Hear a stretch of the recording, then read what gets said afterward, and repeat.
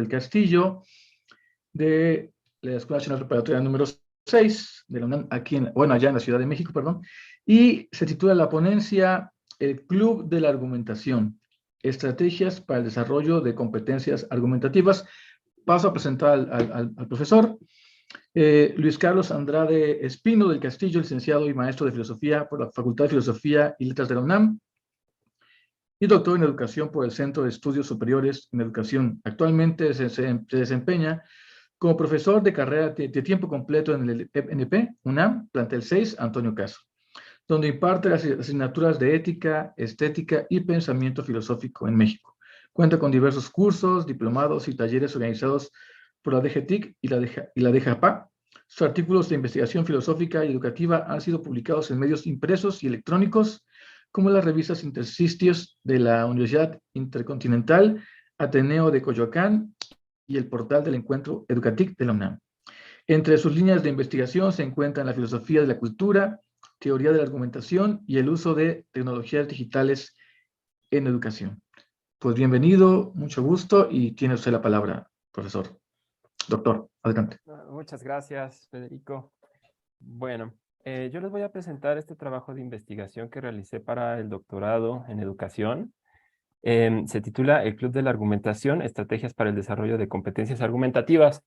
Anticipo que en esta sesión voy a presentar las estrategias y el día de mañana voy a presentar los resultados y la evaluación de los resultados.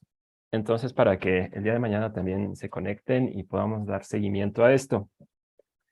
Bueno, el Club de la Argumentación es un conjunto de estrategias didácticas argumentativas que implementé en marzo de 2021 en el plantel 6 de la Escuela Nacional Preparatoria, que se encuentra en Coyoacán, en la Ciudad de México.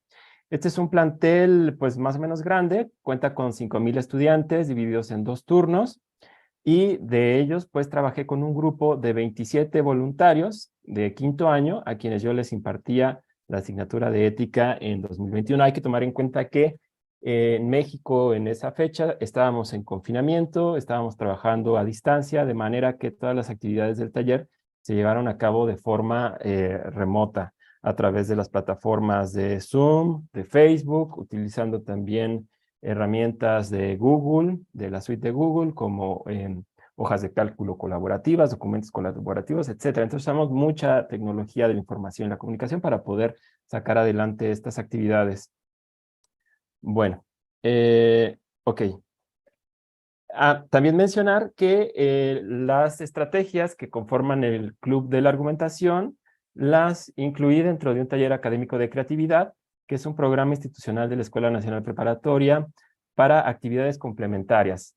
Son extracurriculares, entonces los alumnos se inscriben a ellas de forma opcional, voluntaria. Bueno. ¿Por qué hacer un club de la argumentación? ¿Por qué buscar mejorar las competencias argumentativas de los estudiantes?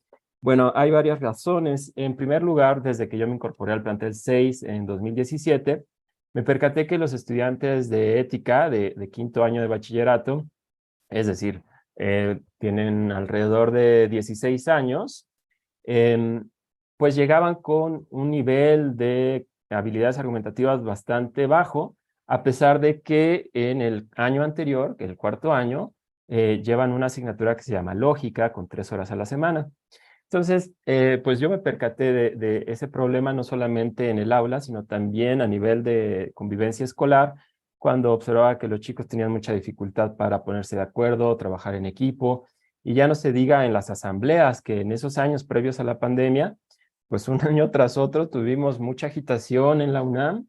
En el 2017, recordarán, hubo un sismo muy fuerte. En el 2018 hubo una situación política complicada con un ataque de grupos porriles o grupos de choque a estudiantes. Y luego en 2019, pues toda la ola del movimiento de mujeres, de estudiantes en contra de la violencia de género. Y entonces en todas estas coyunturas, los estudiantes hacen asambleas, discuten y bueno, toman acuerdos, decisiones, pero no es para nada la situación ideal de habla de Habermas, no es para nada el debate crítico como lo marca Meren, es realmente un espectáculo digno de verse, muy interesante, ¿no? Cómo se dan las dinámicas, pero bueno, yo ahí noté deficiencias en las capacidades de argumentación y diálogo, lo cual no es exclusivo de los estudiantes. Sabemos también que en la sociedad, los adultos, ya sea en las juntas vecinales, en las juntas de trabajo, nos cuesta mucho ponernos de acuerdo, nos cuesta mucho argumentar, escuchar y demás.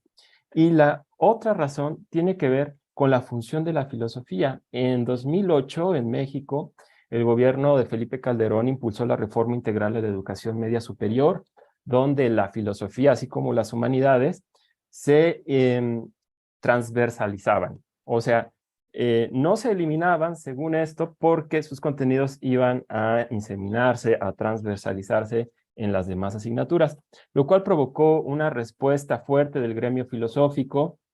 Y bueno, la cuestión fue, si vamos a defender la inclusión de la filosofía en el currículum de la educación media superior, pues tenemos que ver cuál es la utilidad de la filosofía, ¿no? ¿Cuál es la relevancia de la enseñanza de la filosofía en el bachillerato? Y en este sentido, bueno, Joris Villasana, Guillermo Hurtado, entre otros, argumentaron que la función de la filosofía pues es crear virtudes cívicas o crear habilidades ciudadanas para poder participar en procedimientos de deliberación y fortalecer de esa manera la cultura democrática de las sociedades. A mí me convence ese argumento, debo decirlo. Y bueno, la cuestión es, si esa es la función de la filosofía y de la argumentación, entonces, ¿qué estamos enseñando?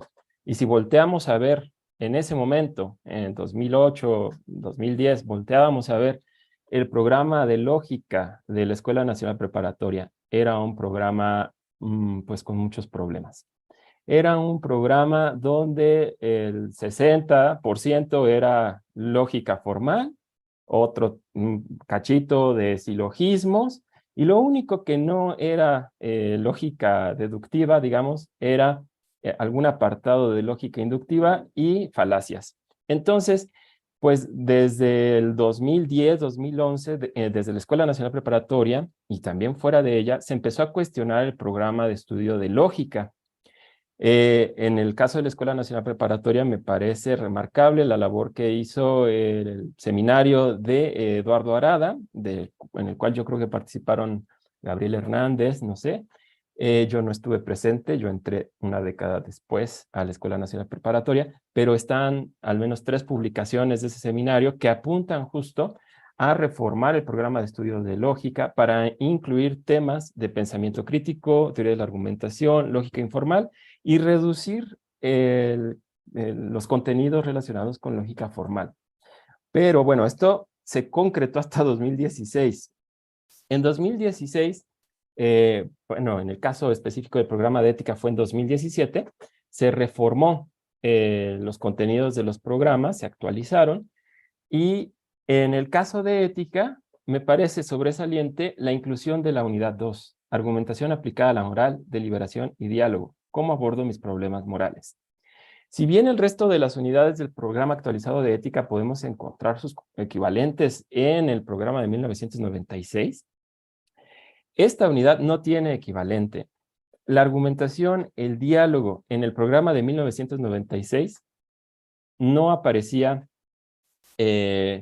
no aparecía más que como un subtema de la unidad 1, en tanto herramienta de la filosofía. Pero en el 2017 cobra mucha importancia la argumentación y esto no solo se ve en los temas, sino también en las sugerencias de evaluación, las sugerencias de trabajo del programa actualizado.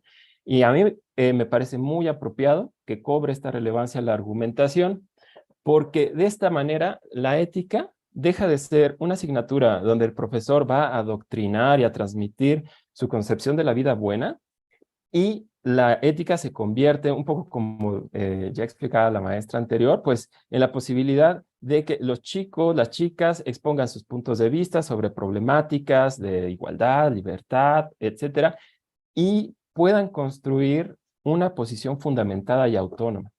Entonces, esta unidad es nueva, aquí están los contenidos. Tenemos como referentes en esta unidad nueva a Jürgen Habermas, Stephen Toulmin, Aristóteles y David Ross. Aquí me parece, no me voy a detener mucho en esto, pero me parece que hay una confusión entre argumentos y argumentaciones.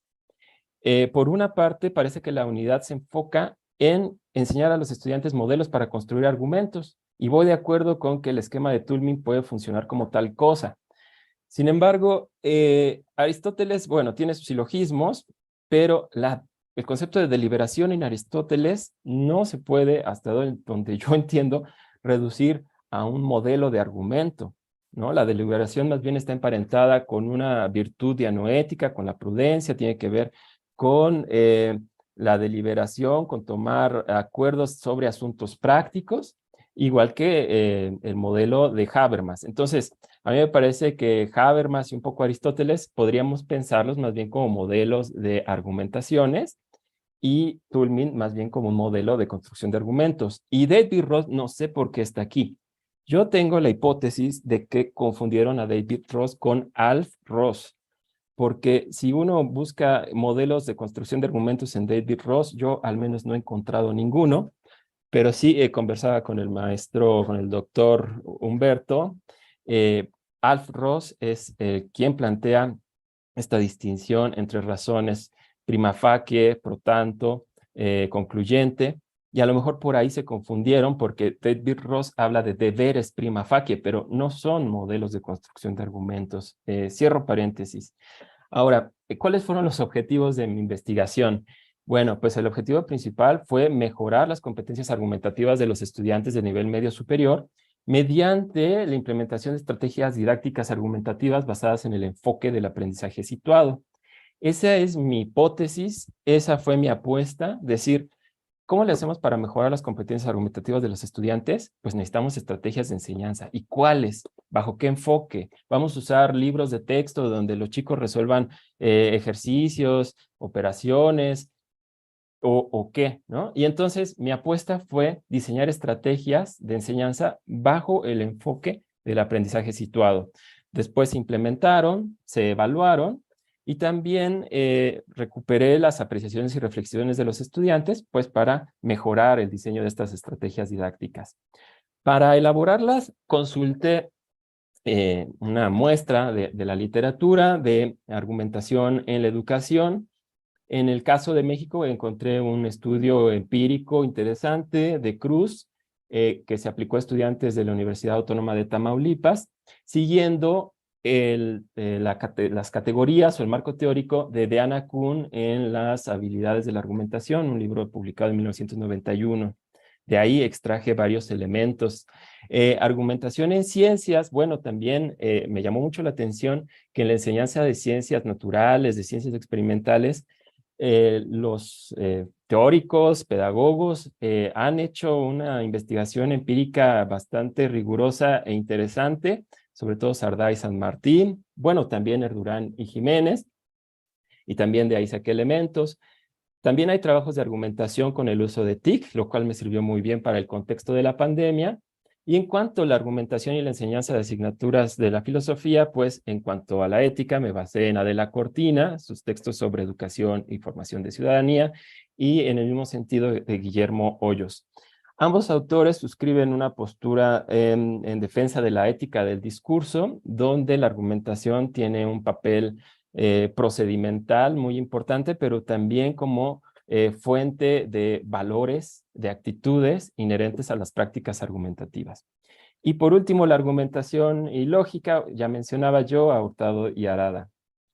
Ahora, entonces, en síntesis, las estrategias del Club de la Argumentación tienen dos fuentes. Por una parte, pues está el marco curricular de la Escuela Nacional Preparatoria, constituida por su plan de estudios, el programa de ética, y por último, la noción de argumentación de la segunda unidad. Y por otra parte, tenemos la concepción de estrategias de enseñanza basados en el aprendizaje situado que desarrolla Díaz Barriga, y las competencias argumentativas entendidas dentro del marco del programa de estudios de ética, pues a partir de los referentes de Habermas y Toulmin. Ok, entonces, ¿cómo se define la competencia argumentativa? Yo defino la competencia argumentativa, retomando en parte a este autor Guzmán, como la capacidad de movilizar un conjunto de recursos cognitivos, actitudes, habilidades y conocimientos con la finalidad de resolver un desacuerdo o tomar una decisión colectiva mediante prácticas discursivas en un contexto social específico. ¿Vamos bien? ¿Sí, sí se oye el audio y todo bien?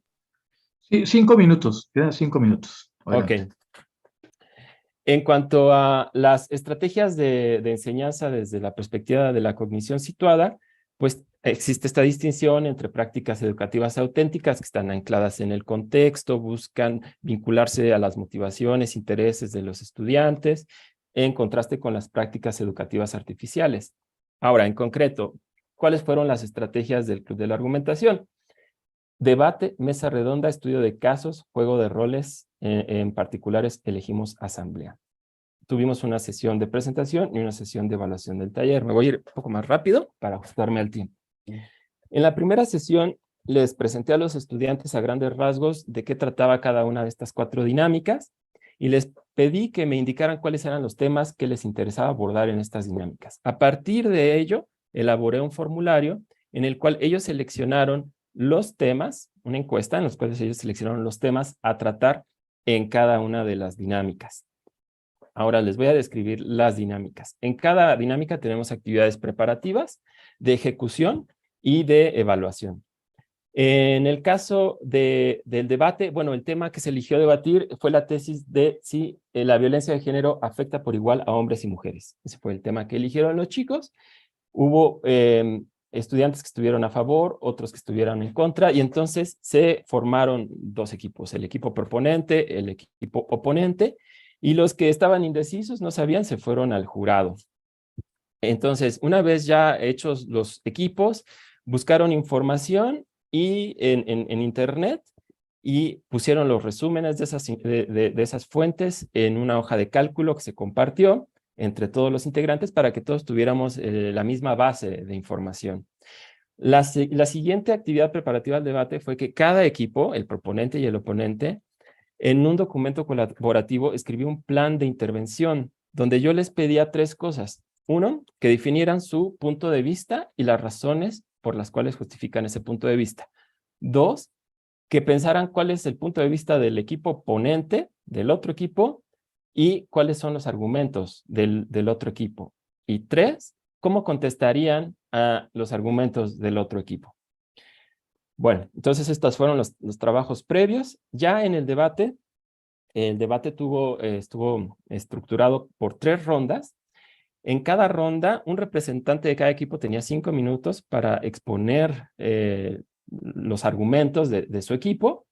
Y al terminar estas 2 participaciones, había un team back, una especie de pausa, para que los equipos se pusieran de acuerdo y planearan la siguiente intervención, así como que el jurado evaluara las participaciones que escucharon. Esto se hizo 1, 2, 3 veces y al terminar, el jurado evaluó a los equipos, emitió su dictamen y explicó por qué, ¿no? Porque un equipo sobresalió sobre el otro. Y bueno, en todas las actividades, al final yo les proporcioné un formulario para que los chicos evaluaran la actividad. La siguiente fue una mesa redonda. El tema de la mesa redonda fue los problemas que acarreó el confinamiento por la pandemia de COVID-19. Aquí también lo primero que se hizo fue dividir los roles. Quienes jugaron de jurado, quienes desempeñaron el papel de jurado, ahora les tocó exponer, fueron los ponentes de esta mesa redonda, y los que estaban en los equipos ahora les tocó ser público. De todas maneras, todos participaron en la búsqueda de información y su contribución a dossier colectivo. Se supone que el público tenía que hacer de manera colaborativa un documento con preguntas que deseaba que los ponentes contestaran sobre el tema, pero no lo hicieron. Lo que sí hizo los ponentes fue pues, planear sus intervenciones, dividirse los temas, porque en la mesa redonda, que ya se llevó a cabo, los ponentes tenían en conjunto 30 minutos para exponer, ¿no? Después de esos 30 minutos, ellos se tenían que poner de acuerdo quién iba a hablar de qué y por cuánto tiempo. Entonces, después de esos 30 minutos, el público tenía que formularle preguntas a los ponentes, explicando el contexto de la pregunta y a quién va dirigido. Después vienen las respuestas de los ponentes al público. Y bueno, ya al terminar esta dinámica, entonces el público expresó a los ponentes de la mesa redonda sus observaciones sobre la dinámica, si sus preguntas fueron contestadas o no, y de nuevo se llenó el formulario.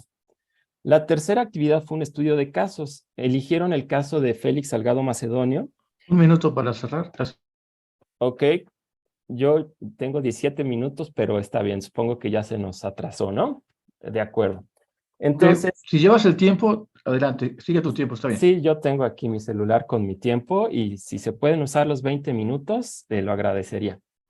Ok, entonces en el estudio de casos se eligió el caso de Félix Salgado Macedonio, quien se quiso postular a la candidatura del gobierno de Guerrero, pero se cuestionó mucho porque tiene acusaciones de violencia de género. Entonces, la pregunta relacionada con el caso de Félix Salgado Macedonio es si una persona con acusaciones de violencia de género puede postularse a cargos públicos o de representación popular.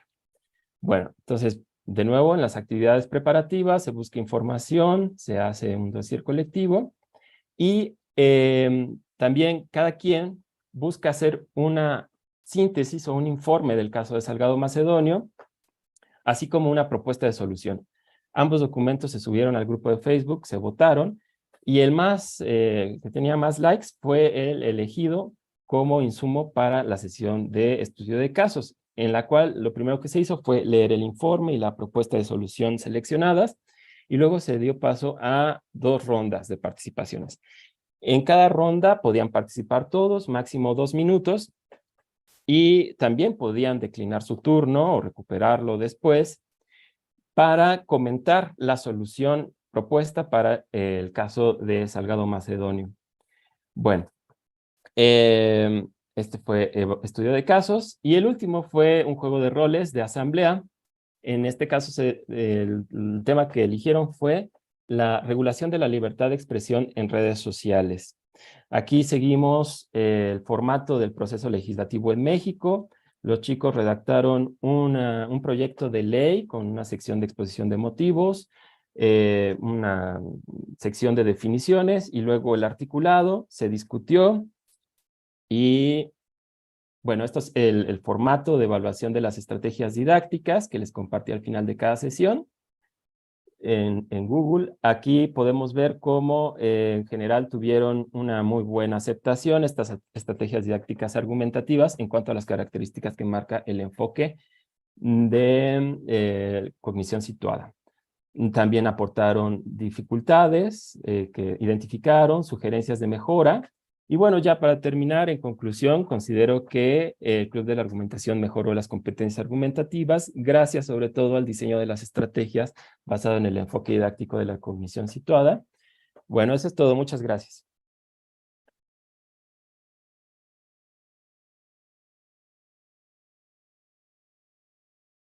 Agradecemos mucho la participación de Luis Carlos Andrade Espino del Castillo, primera parte de sus ponencias, según entiendo. Mañana continuará con este tema. Pues pasemos a unas breves preguntas sobre su trabajo y, bueno, tenía levantada la mano el doctor Uwe Marró y la maestra Gabriela Náez Desiderio. Adelante, doctor Uwe. Gracias. Bueno, en realidad estaba aplaudiendo, pero voy a aprovechar para bueno. hacer una pregunta. Me gustaría saber, con respecto a la última parte, si hubo algún tipo de medición de esa mejora que ha mencionado de las competencias argumentativas, por un lado. Y la otra reflexión es que efectivamente me parece que hay una confusión, o que queda un poco corto para analizar argumentaciones en el modelo de Turing, que realmente habla de argumentos sueltos, y que lo que falta ahí es, digamos, estudiar las relaciones entre los argumentos. Y ahí quizá prestar atención a un enfoque lingüístico como el de Ducrot podría, yo creo, ser interesante. Gracias. Bien, la dinámica es que uno responde, ¿verdad? ¿Es una y una? Ok. Así es. Sí, respecto a la evaluación de la mejora de la competencia argumentativa, es lo que reservo para el día de mañana. Un poco hoy pues lo solté, pero no lo fundamenté. Pero el día de mañana les puedo mostrar el instrumento de evaluación que utilicé, cómo se construyeron los indicadores, la medición, etcétera. En cuanto a, sí, a la limitación de utilizar el modelo de Turing, estoy completamente de acuerdo. el modelo de Toulmin o el esquema de Toulmin pues sirve para argumentos sueltos, se ve en lógica y en ética pues lo retoman, pero siento que sería de más utilidad ver, por ejemplo, el modelo de discusión crítica de Emeren, o bueno, lo que menciona de Ducrot, lo tendría que investigar. No lo conozco bien, pero sí me parece que ahí hay una limitación. Y bueno, también retomar esto que comentábamos de la distinción entre razones. Vaya, esta cuestión de la dialéctica de los argumentos. A mí me parece más interesante poner eso en la segunda unidad del programa actualizado de ética que el modelo de Toulmin. Bueno, lo que diría por el momento. Muchas gracias. Gracias. Sí, profesora Hernández Desiderio, adelante. Gracias. Pues muchas felicidades, Luis Carlos. Quisiera saber si este taller que desarrollaste durante la pandemia, entonces entiendo que fue en línea y si eso te dio algunas dificultades particulares. Si también ahora que ya hemos regresado presencial, has podido volverlo a llevar o si te interesa hacerlo, si, qué diferencias crees que esto te va a implicar. Si es que, o aunque estemos en presencial, tú lo propondrías para seguirlo llevando en línea, ¿cuál sería tu experiencia? Y por último, me gustaría saber, bueno, me parece que mencionaste que eres profesor de ética, pero me parece que de lógica no sé si anteriormente lo has sido y ahorita no, pero lo que quisiera saber es si tú estarías en un momento dado proponiendo que un taller de este tipo se recuperara dentro de un curso de lógica, precisamente pensando en que podría ayudar a que cuando llegan a ética los estudiantes tuvieran una preparación más encaminada hacia las discusiones en ética, o cómo verías esa relación. Gracias. Y bueno, pues son varias preguntas. En cuanto a las dificultades de hacerlo en línea, sí que hubo, pero también facilitaron mucho manejar documentos colaborativos, em, eh, sí, el registrar también, porque debo decir que todas las sesiones, debate, mesa redonda, estudio de casos, todo lo grabé, lo transcribí, y eso pues tendrías que llevar tu grabadorcita al salón de clases. En cambio en línea pues usas Zoom y se acabó. Ahora, si lo he hecho en presencial, este año hice algo parecido en la clase de ética, que de hecho lo voy a presentar en un foro en una semana, pero siguiendo más bien este libro, no sé si lo conozcan, se llama Argue With Me, de Diana Kuhn, que es un modelo didáctico para desarrollar la argumentación en chicos desde secundaria hasta bachillerato. Entonces yo lo apliqué este año y salió muy bien en modo presencial. Claro que está enfocado en preparar un debate. Y a mí la riqueza del Club de la Argumentación me parece que está en que no solamente es debate, sino también estas otras formas de prácticas argumentativas no competitivas, como puede ser el buscar la solución a un caso, en estudio de casos, o buscar una ley que resuelva un problema, o el tema de la mesa redonda, ¿no? Esta argumentación, como decían, coalescente, dirigida a la cooperación y al acuerdo. Entonces, pues sí me gustaría en algún momento aterrizar el Club de la Argumentación a la presencialidad y creo que sí se podría hacer. La verdad es que ya no recuerdo las otras preguntas, ¿no? Me centré en las primeras dos.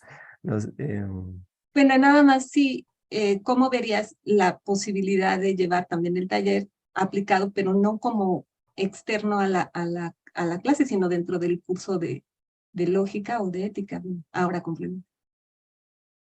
Sí, bueno, claro, a mí me encantaría, y de hecho me encantaría ser docente de lógica, pero no he tenido la oportunidad, digamos, dentro de la ANP, ¿no? Sí fui docente de lógica en el sistema privado, pero sí pienso que sería muy bueno aplicar esta clase de estrategias didácticas argumentativas en la clase de lógica a lo largo de todo el curso de lógica y no solo dejarla a la unidad sexta, que es la última del programa, que normalmente ya ni se alcanza a ver, ¿no? Porque uno a duras penas termina los contenidos del programa y lo último se da de embarrada. Entonces yo pienso que sí sería muy pertinente que desde el inicio de la clase de lógica, antes de ver teoría, antes de ver la definición de argumento y tal, vamos a debatir, vamos a argumentar. Y sobre la práctica, ir desarrollando los contenidos teóricos. Esa sería mi perspectiva. Y bueno, es también la que maneja, o la que defiende Diana Kuhn en estos textos. Bien, gracias. Hay una felicitación también al profesor en el chat. La doctora Pompeya Elvira dice: felicitaciones al profesor Luis Carlos Andrade. Sugiero a los organizadores ir recogiendo la bibliografía sobre la argumentación que expresan los distintos ponentes e incluirla en la dirección de Academia Mexicana de Lógica para que el repositorio pueda llegar a todos los profesores que imparten estas asignaturas y quieran estudiarlos para sus clases. Bueno, está la propuesta. Y bueno, el doctor Gaitán le dice que es muy buena idea, que lo van a intentar. Doctor Gaitán, ¿tiene también una pregunta? ¿Tiene la mano levantada? Sí, gracias, Federico. Gracias por tu ponencia, Carlos. Me pareció muy interesante tu propuesta pedagógica del Club de la Argumentación. Está muy padre. Te felicito por ello. Y yo nada más quiero hablar sobre tu definición de competencia argumentativa. Si uno quisiera en esa definición, porque básicamente lo que dices es, se define la competencia argumentativa como la capacidad de movilizar, creo que decía, recursos con la finalidad de un desacuerdo, de resolver un desacuerdo o tomar una decisión creo que con prácticas discursivas. Bueno, si uno quiere incluir en la idea de la competencia argumentativa una argumentación cooperativa y no que parta necesariamente de un conflicto, entonces uno tendría que o bien ampliar la idea de desacuerdo o ampliar quizá la idea de toma de decisión colectiva. Y quería saber qué piensas al respecto, porque digamos, en significados estándares de esto, no cabría esa posibilidad de una argumentación que no partiera de un conflicto o de un desacuerdo. Sí, pues bueno, sé que hay una crítica a la pragmadialéctica, esta concepción de Meren de la argumentación como una actividad social, comunicativa, racional, en la cual se busca resolver una diferencia de opinión mediante el discurso, mediante argumentos. Ah, Justo yo no estoy del todo en desacuerdo con Emeren, me parece que en parte puede defenderse esa definición. Justo si tomamos en cuenta una concepción amplia de la diferencia de opinión en la cual no necesariamente hay una oposición, sino también está esta forma simple de diferencia de opinión que Meren llama, bueno, es simplemente cuestionar, ¿no? El preguntar, esto que afirmas es cierto, no me opongo, pero ¿cuáles son tus bases, no? Entonces, pienso que si tomamos esta concepción amplia del desacuerdo, donde incluye también la simple interrogación, el simple cuestionamiento, pues a lo mejor sí puede servir, ¿no? Pero sí quiero aclarar que todo el trabajo que hice del Club de la Argumentación está basado en un marco teórico ajustado a los referentes del programa actualizado de ética de la Escuela Nacional Preparatoria, donde no está Gilbert, por ejemplo, ¿no? Donde está Habermas, está Emeren, está Toulmin y Perelman. Y hasta ahí llega. Entonces creo que pues sí se podría hacer una definición más amplia y daría pie a una investigación más rica, más profunda, ¿no? Pero bueno, fueron las limitaciones de la investigación en ese momento y en este contexto. Y bueno, quiero agradecer a todos los que escucharon, están aquí presentes. Para mí un honor estar con tantos maestros y maestras. Gracias por sus comentarios y sus preguntas. Muchas gracias.